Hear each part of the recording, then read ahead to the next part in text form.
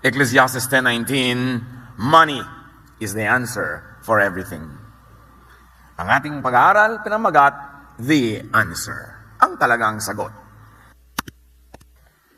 Salamat, Panginoon, dahil kayo po ay mapagbigay, kayo ay generous, kayo mabait sa amin. At ang dalangin namin, maunawa namin ang hiwaga, ang kapangyarihan ng blessing mo called money. Nawa maging mga tunay at maingat kaming tagapag-ingat nito, at kayo po, Panginoon, ang lagi naming pasalamatan sa lahat ng binibigay niyo sa amin. Deal with us, teach us, empower us. In the name of your Son, Jesus, we pray with thanksgiving. The answer. Many spiritual people tend to demonize money, parang masama ang pera. No. The Bible says the love for money is the root of all evil. It's not money, but the love for it. Meaning love for money above the love for God. Love for money above the love for people and for goodness and righteousness. But money by itself is never bad. In fact, it is very good. The presence of money gives instant pleasure. And God, through Solomon, teaches us to value and give a lot of premium to pleasure. Maraming mga tao, pag nagiging relihiyoso, lalo silang nade-depress. Yan ang reality. In fact, many religious leaders see psychiatrists. Bakit? Kasi maraming mga tao, akala nila, pag naging relihiyoso ka, dapat di ka masaya. Dapat hindi masarap ang kinakain mo, matabang. Dapat lagi kang matamlay. Dapat hindi ka nag-enjoy ng mga kulay, mga tunog, mga galaw. Kaya nagkakaroon ng maraming pasukan ang depression. At pagka mga relihiyosong tao ay nag-enjoy, nagiging guilty. Nagkakaroon ng maraming stress. That's why there's so much more psychiatric cases among the religious, more than among those who are secular in orientation. And that is a reality that will be proven to you by scientific research.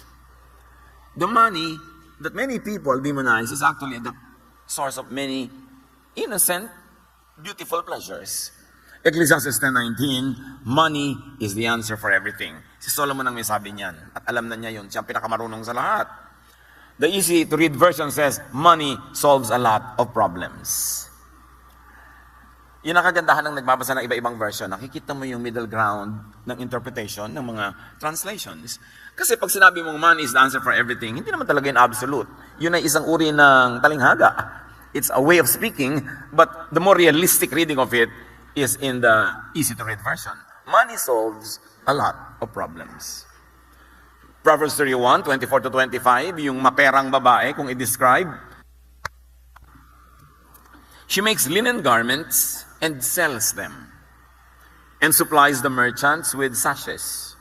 She is clothed with strength and dignity.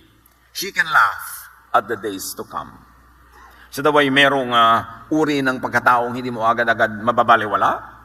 Siya ay kagalang-galang at kaya niyang pagtawanan ng mga darating na mga problema sa hinaharap. The easy-to-read version says, she looks to the future with confidence. She can laugh at the days to come kasi may pera. Hindi siya agad-agad natatakot pag may magkakasakit, pag may nasirang part ng bahay niya, pag may dumarating na nangangailangan at nangungutang, hindi siya agad-agad naninimangot para mag-discourage yung nangungutang kasi may ipapautang naman siya. She can laugh at the days to come. Now, the absence or lack of money could give instant pain. 80% yata ng pinag-aawayan ng mag-asawa ay pera. Maraming mga fear ang isa't isa sa kanila, kaya hindi sila nag-agree how money should be earned or spent, and it becomes a source of stress. Napakasarap yata nung pag may bumundol sa kotse mo, hindi ka naman nasaktan, hindi ka naman na ano, sabi mo, sige na, kahit kasalanan mo, ako na lang magpapagawa, uwian na, magkaka-traffic lang. Kasi may pampagawa ka. Hindi yung nagkakis-kisa lang yung kotse nyo, nanggagalaiti kayo, paninisi, para siya magbayad at hindi ikaw. Sa takot mo lang na ikaw magbayad. Meron pa nga siya na may kasalanan, siya pa yung mananakot, sa takot na magbayad. Pagka wala ka, masyado talagang pera, marangiging mabangis. Lagi kang maraming insecurities, and you become overly defensive. Genesis 47:15, when the money of the people of Egypt and Canaan was gone, all Egypt came to Joseph and said, give us food. Why should we die before your eyes? Our money is all gone. At napakaraming undignified actions ng isang taong nangangailangan, lalo't nagugutom. Kaya sabi doon sa babaeng may ipon, kumikita, she can laugh at the days to come. She is dressed with strength and dignity. Hindi siya masyadong nalalagay sa mga dishonorable situations kasi may pera siya. Ma-afford niya na magbayad, ma-afford niya na magpagamot, ma-afford niya magpahiram, ma-afford niya magpatawad. Kasi sometimes yung pagpapatawad also costs money. So maraming napapala pag mapera. Dapat ang taong gustong sumaya, make money. Dapat kumikita. Bawat able-bodied member of the family should earn. And if you cannot earn because you're too young or too old or too sick, at least help the family by saving, by not spending more than necessary. Make money. Huwag pabayaan na isa lang ang breadwinner sa pamilya. At lahat ng iba, bread eaters. Kung may isang breadwinner, merong 7 bread loser. Kaya mahirap ang maraming tao at pamilya eh. Isa lang ang kumikita, lahat gumagastos. Nagpapaligsahan sa paggastos. Lalong-lalo kung mayroong OFW member ng family. Kaya hindi happy yung iba pag New Year o Pasko. Wala kasi yung isang member. At siya rin hindi masyadong happy. So dapat lahat tumutulong. Paiksiin natin ang pag-abroad ng tatay niyo mga anak. Magtipid tayong lahat. Kumita kayo. Nanay, magtitinda po ako ng something sa mga classmates ko. Hindi lalong nanay, ibili niyo po ako ng latest cellphone. Nanay, magdedebo na po ako kung gusto ko bumaba sa isang pagkalaki-laking hagdan. Anak, bunggalo lang ang bahay natin. Wala tayong hagdan. Marami mga ilusyon yung mga tao, sobrang gumastos, hindi naman kinikita. At ang mga magulang naman, kahit hindi kumikita, nagigilty pagka hindi nila pinalaki yung party ng anak nila. Live within your means. Kaya natutuwa ako kuminsan na mag-officiate ng mga renewal of wedding vows. Aba, ginto na ngayon ang singsing nila. Noon, nabunot lang sa plastic balloon. Nung unang kasal. Di ba? Kasi napa-asenso nila yung buhay nila, di gawin nila ngayon. Pero kung hindi nyo papa-asenso, huwag din yung kailangang bonggahan yan. Kasi somebody has to pay. And usually, yung magbabayad, yung breadwinner. Kaya hindi na makaahon, hindi na makatapos sa pag-abroad kumisan o pangingibang bayan kasi sobrang dami ng gastos. Proverbs 10:4, lazy hands make for poverty, but diligent hands bring wealth. Dapat ang iniisip ng members ng family is how to help the family earn, not to how to help the family spend. And if you cannot earn, help the family conserve money. Nandiyan na lahat yung ating laging sinasabi. Turn off the lights when not in use. Huwag sobrang daming gadgets. You should learn to recreate leftovers. Dapat marunong tayong gumawa ng kaligayahan na hindi sobrang magastos. Lalo yung kumakain ka sa labas, times 5 ang halaga niyan kaysa kumain ka sa bahay. Ilabas nyo na lang yung mesa. Nasa labas na rin yun. Napakarami kasi tayong mga gastos na hindi kailangan. Yung hindi ka pa kumikita, pa rin ang reband mo. Tama na yung muna yung kulot-kulot dahil wala ka pang kita eh. Ang dami-dami. Pati ang buhok mo, kailangang i-relax. Mami, magpaparelax ba ako ng buhok? Oo anak, tense na ang tatay mo kabibigay ng pamparelax ng buhok mo. Kailangan marunong mag-cooperate ang mga tao. Kailangan kumita. Tulungan yung kumikita. At huwag tatamad-tamad. Ezekiel 28:4, by your wisdom and understanding, you have gained wealth for yourself and amassed gold and silver in your treasuries. Pero may wisdom, may understanding, may hard work, merong smart work para makaipon ng ganyang mga bagay.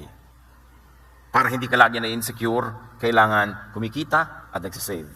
Ecclesiastes 7:12, money is a shelter. Kanlungan ang pera. Shelter from all harm. Shelter from insecurities. Kaya kailangan magaling tayo sa paggawa niyan. And not only make money, make surplus money. Kailangan sobra sa pangangailangan mo yung kinikita mo. Every able-bodied member of the family should help the family make surplus money. And make more than you spend.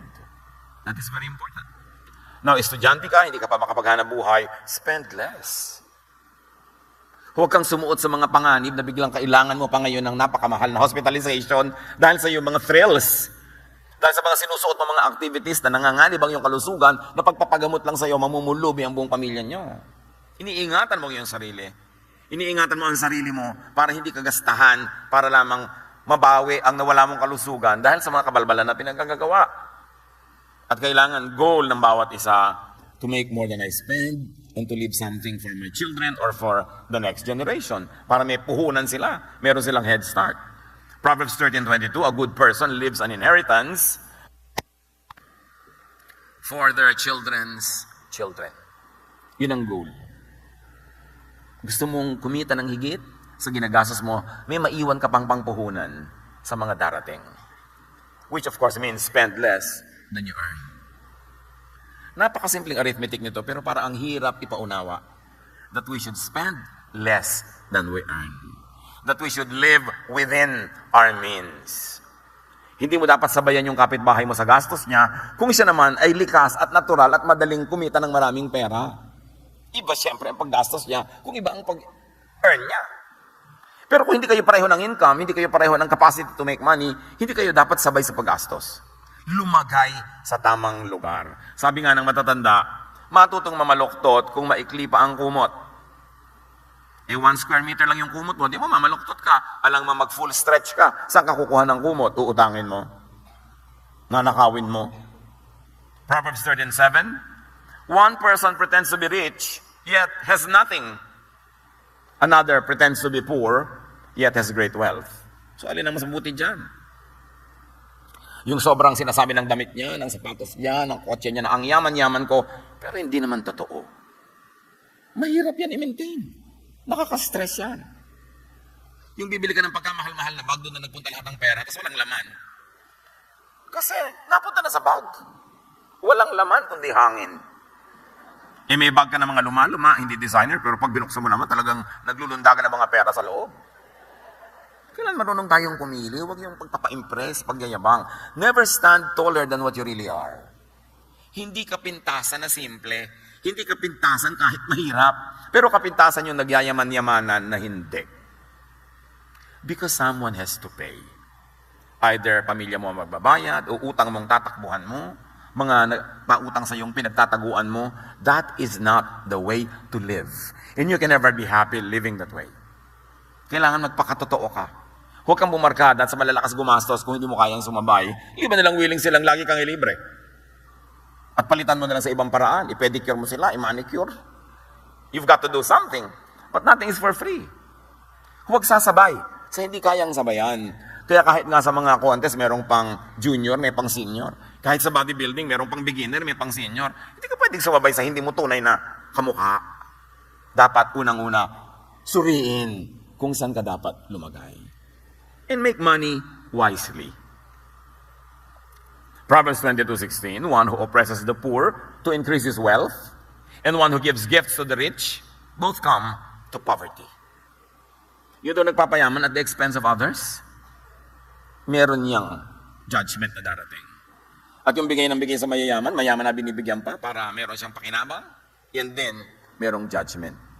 Kasi ang gusto ng Diyos, kung nagbibigay tayo, kung may ibibigay tayo, doon sa kapos, doon sa kawawa, hindi doon sa mayaman na. Mayaman na nga, bibigyan mo pa. Pwede mong bigyan yan, thoughtfulness, a little thoughtful gift para lang sabihin mong mahal kita, naalala kita. Pero yung meron economic value, dapat sa mahirap mo ibigay kasi siyang nangangailangan nun. Sa gift giving, napakalaking bahagi yung ating godliness. That our gift giving is God's way of leveling the lives of people, of democratizing wealth. Kaya kung may ibibigay ka, ibigay mo doon sa hindi kayang magsukli. Hindi sa niya kaya magbigay din sa iyo in return. Yun ang pinakamagandang bigyan. Kasi yung ibibigay mo naman sa kanya, naibigay na sa iyo ng Diyos, hindi naman talaga sa iyo yun eh. So isang malaking pananagutan kung kanino mo yun ipapasa. Ipasa mo sa mas nangangailangan. Hindi doon sa mayaman kasi, kaya nagpapalapad ka ng papel sa kanya, kaya ka nagpapa-cute sa kanya, para may pakinabang ka rin gawin. Even giving is an act of true spirituality.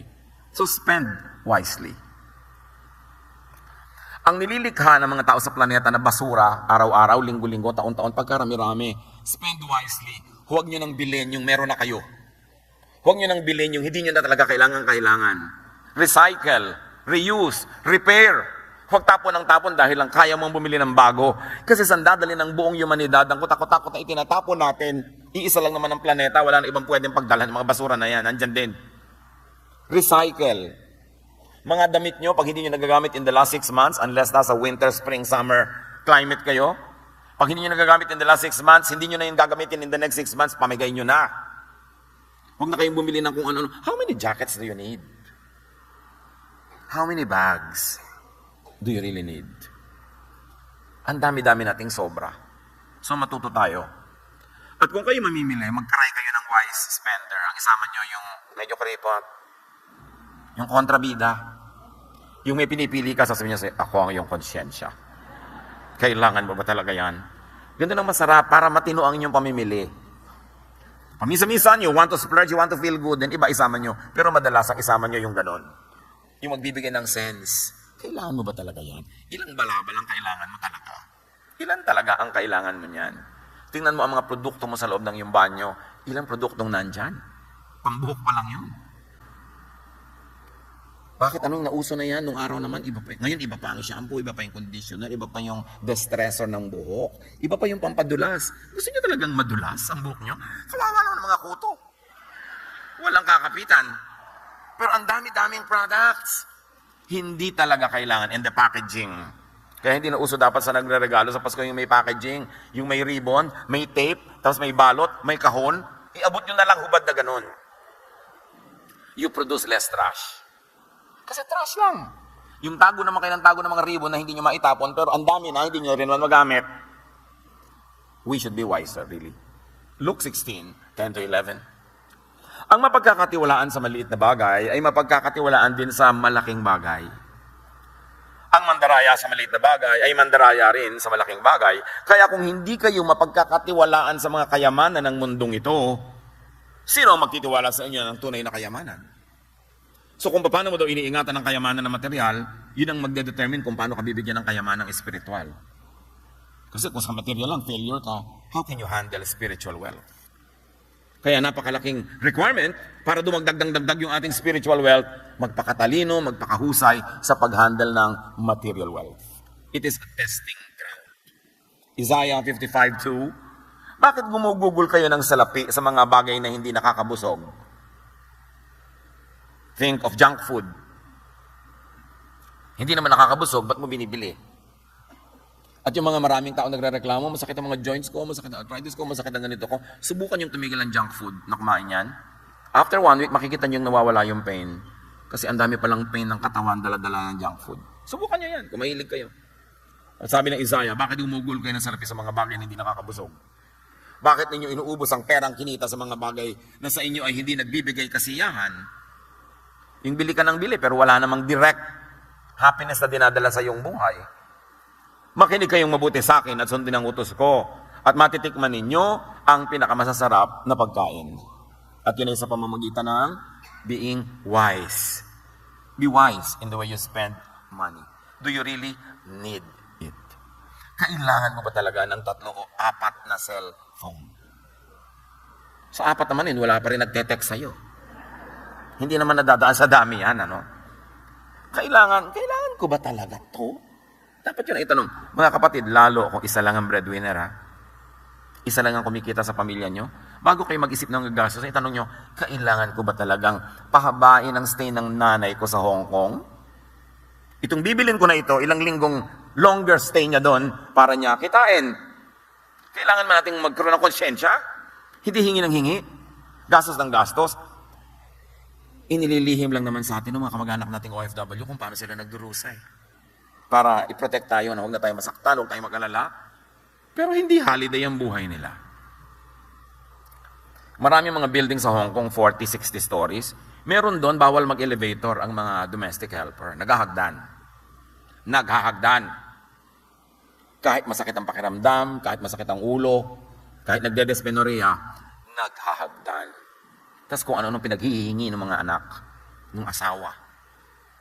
Kailangan mag-isip-isip tayo para maging mas matino ang paggastos natin ng pinaghihirapan nilang kitain. James 4:3, at humingi man kayo, wala rin kayo natatanggap dahil hindi tama ang inyong layunin. Humihingi kayo upang mapagbigyan ng inyong kalayawan. So hindi natutuwa ang Diyos sa mga hingi na pangkalayawan. Ngayon, kung gusto niya kayong bigyan ng bonus, treat, decision nyo ng Diyos. Pero hindi nyo dapat hingin. Ang hinihingi lang natin are daily bread. Yun ang ipinangakong sasagutin. Yung tunay mong kailangan. Pero yung mga pangluho, lalo somebody has to pay for it, naiinis ang Diyos sa kanyang mga dasal. Hindi Hindi kayo binibigyan kasi nonsense ang pupuntahan ng inyong hinihingi. Therefore, brothers and sisters, continue to attract money. Proverbs 13:11, dishonest money dwindles away, but whoever gathers money little by little makes it grow. How do you attract money? By working honestly, fruitfully, wisely for it, and you will attract money. By the way, money attracts money. Kaya yung lagi nagsasabihin ako, walang-wala ako. Kung may lilipad-lipad na pera, gusto dumapo sa'yo, atras, ay, ayoko sa kanya, walang-wala siya. Sino naman ang makakasama ko sa pitaka niya? At sa lagay, ako lang. Di ba? So, dadapo siya doon sa maraming kasama. Kaya sabi nila, yung mga mayaman, lalong yung mayaman, may katotohanan yun. Money loves company. Sa salita, dapat sa totoo, meron kayo laging pera, huwag yung inuubos. Magtitira kayo sa wallet, maglalagay kayo sa box dyan, konti doon, konti dito, yung parang yaman-yaman nyo, may mga konti diyang nakakalat na pera. Hindi yung pag may sasabi, walang-wala ako, mahirap kitain ng pera. Mahirap pala, ha? Sabi ng pera, dahil ayoko sa'yo. Yung reklamo ka ng reklamo, sa language pa lang natin, we already attract money. Yung, yumayaman ka yata, hindi, sabi mo naman. Di sana sabi mo, yes, thank God. Hindi yung, ang ganda ng bahay mo, hindi, ang liit lang. Paano ka attract ng blessing, hindi ka thankful magsalita? Sinabi, ang ganda-ganda mo, hindi, bakit nga ako eh? Tapos sabi na ko sa bagay nga. Let's stop depreciating the blessings that God gives us. Pag may mga tao na sabi, ang ganda ng bago, oo nga, nagagandahan din ako. Hindi, bakit nga yan eh? Bakit meron tayong ganung ugali? Yung salita pa lang natin, pinapalayas natin yung mga blessing. Kasi hindi natutuwa yung mga blessing na yan sa mga salitang ungrateful, self-depreciating, hindi appreciative of the good life that God gives us. Ang ganda ng bahay mo, thank God. Ganon, hindi ba natin kayang sabihin yun? Kaya napaka-importante mga kapatid yung salita. Attract money, attract blessings with positive words. Proverbs 13:11, dishonest money dwindles away. Dapat ulitin, but whoever gathers money, little by little makes it grow. Yung little by little na yun, hindi ibig sabihin, liitan mong kita mo, kundi ibig sabihin talagang pinaghihirapan, pinagsisikapan, ginagawan ng mabuti. Psalm 112, 2-3, their children will be mighty in the land, the generation of the upright will be blessed. Wealth and riches are in their houses, and their righteousness endures forever. You see, hindi kuripot ang Diyos. Pag ikaw ay righteous, mabait sa kapwa, masipag, tatambakan ka niya ng kayamanan. Hindi ka pintasan sa isang makadiyos na ang yaman niya, ang dami niya magagandang bagay. Kasi Diyos ang nagbibigay. Natutuwa ang Diyos sa mga taong ganun. At ipinakikita niya yung katuwaan sa pagbibigay siya ng mararaming bagay. Don't be offended when you find spiritual, religious people na maraming na-enjoy sa buhay. Kung Diyos ang nagbibigay sa kanila. Kasi gusto ng Diyos na mag-enjoy tayo. Alang namang likhain natin ang tao para natin sila pagdusahin. Hindi naman ganun, di ba? Ilikha tayo ng Diyos to enjoy all the things that God created. But we must position ourselves correctly. Doon sa tamang dinadaluyan ng blessing, doon ka mag-camping para lagi kang nakatampisaw sa blessing. Dapat tama ang lugar. At ang tamang lugar, yung masipag ka, may diskarte ka rin kasi maraming masipag, hindi pa rin umuunlad. Wala kasing diskarte. Makahalata ka naman, maghapon ka ng kumikita, naghihirap dyan, pero ang litit ng kita mo, dapat ibahin mo ang style mo, ibahin mo tinda mo, o ibahin mo ang ginagawa mo sa buhay. Makahalata ka pag hindi kumikita. It's not enough na napapagod ka. Dapat may bunga. Pero gusto ng Diyos, i-bless tayo. Gustong-gusto yan ng Diyos. Pero ang tanong, nakapwesto ba tayo para tanggapin ang blessing na yun? Keep money by giving it away to the needy. One of the best ways to keep money going back to you is to keep giving it away to the needy. May utak ang pera. Pag ipinamimigay mo sa tama, balik ng balik sa'yo. Bakit? Kasi gustong-gusto ng pera na ibinibigay siya sa mga tamang causes. So pag ibinibigay mo siya sa tama, babalikan ka niya. Sasabihin niya, ay gusto ko bumalik sa kanya kasi sa isang linggo, nakakatatlong balik ako. Ibibigay niya sa tama, babalik ako. Ibibigay niya sa tama, babalik ako. Di, ang dami kong excursion, enjoy ako. Pero yung mga perang iniimbak mo lang, inaamag para sa sarili mong pag-iipon na wala namang nagbe-benefit, sabi ng pera, makaalis lang ako dito, di ko ito babalikan. Ang boring sa kahon ng taong ito. Di ba? Wala tayong ginagawa. Wala tayong pinapasaya. Wala tayong pinapakain na gutom. Wala tayong tinutulungan na worthy causes. Anong saysay natin dito? Kaya hindi ka babalikan. May sariling isip ang pera. Bakit? Ang lahat ng wealth of the world, Diyos ang may create eh. Yung pera is just a form, but it stands for something else. Importante. Exodus 22:25. Kapag nangutang sa inyo, mga kababayan ninyong mahihirap, huwag niyong hihinga ng tubo. Tulad ng ginagawa ng mga nagpapatubo. Ngayon, kung ipang nenegosyo niya, kikita naman siya, di natural lang, magtubo ka siya dapat sa ipinahiram mo sa kanya. Pero yung nag-aagaw buhay yung asawa niya, kailangan niya ng pampagamot, huwag na yung patubuan. Pero hindi lahat ng magpapatubo ay masama kung ipang nenegosyo naman niya. Diba? Kikita naman siya, dapat lang, tumubo ka rin. Leviticus 25:25-37. Kung ang isang kababayan ninyo ay naghihirap at hindi niya kayang buhayin ng sarili, kupkupin niyo siya tulad ng isang dayuhang nakikipanayam sa inyo. Huwag niyo siyang patutubuan kung siya ay mangutang sa inyo. Matakot kayo sa Diyos. At hayaan ninyo itong mabuhay na kasama ninyo. Huwag ninyong patutubuan ng pera o pagkain inuutang niya sa inyo. Gusto yan ng Diyos. Ngayon, kumisan may pinsan kami, kamag-anak kami, kapatid kang, ano ka ba, bigay ka ng bigay. Niloloko ka na nila, kawawa ka naman, bigay ka ng bigay. Ang itanong mo, sa pag hindi mo ba papibigay, yumaman ka na. Hindi ka ba nagtataka, hindi ako nauubusan ang naiibigay? Bakit nga ganon? Yung pala bigay, hindi naman nauubusan ang binibigay. Kahit minsan, niloloko pa siya ng iba. Kung minsan, napagsasamantalahan. Pero kung puso niya ay malinis, bukal sa kalooban niyang pagbigay, alam yun ng Diyos. At ibabalik sa Kanya yon. Hindi niyo ba napapansin sa mga magkakamag-anak, magkakaibigan, yung palabigay, parang buong buhay nang siya lang ang palabigay? Ang nakakapagtaka, ba't di lagi siyang nakakapagbigay? Kasi gusto ng perang bumalik sa kanya, dito tayo palabigay ito eh. Hindi tayo titigil lang kababalik-balik. Mahalaga na alamin natin yung mga sikreto na ito. And of course, you don't only give money to the poor, but you give money to the deserving. Yan yung drama kumisa ng mga mapagpanggap na democratic ang kanilang mga pananaw, mga mapagpanggap na politician. Always give money to the poor kasi taga-boto. But do not forget to give money to the deserving, hindi lang to the needy. 2 Kings 22:4-7, ipabigay mo sa mga mamamahala sa templo upang ibayad sa mga karpintero, mga manggagawa at mga kantero. Nakita niyo ang gusto ng Diyos, kahit gumagawa yung mga tao sa templo, may sweldo. Binabayaran sila. Hindi dahil templo ka, hindi dahil relihiyon ka laging tiwai. Because you must give to the deserving. It's very, very important to give to workers. Kayo mga employer, at napakaraming employers dito sa atin, always be generous. Of course, you should be just. Tinitingnan nyo who is deserving to have more, but always be generous. Always be willing to give. Lalo't kung may ibinigay sa inyo ang Diyos na pangbigay. 1 Timothy 5:18, as the scriptures say, when a work animal is being used to separate grain, don't keep it from eating the grain. And the scriptures also say, a worker should be given his pay.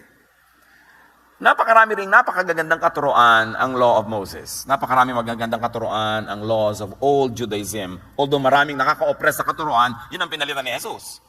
Pero yung mababait na katuruan, tuloy yun.